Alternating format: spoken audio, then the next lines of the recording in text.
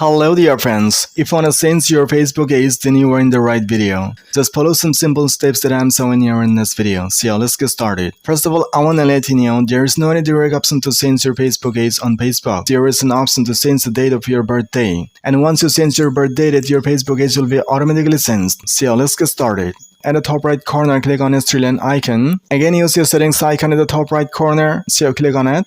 Now, the very first of the page, you see an account center option. Just click on see more in account center. Now, scroll down a little bit and select personal details. Now, select the middle option, I mean birthday. Next, click on edit. Now, to change the date of your birthday, just click on this box. And now you can change your birth date from your so easily, like this. Selecting your new birthday, just click on the set option and your birthday will be changed. And as per the new birthday, your Facebook age will also be automatically changed. So this is how you can change your age on Facebook. If you found the video a little bit helpful, then hit a like. And if you want to watch more this kind of helpful and informative videos, then just subscribe to the channel right now. So see you soon in the next video with another helpful content like this. Till then, thank you, bye bye.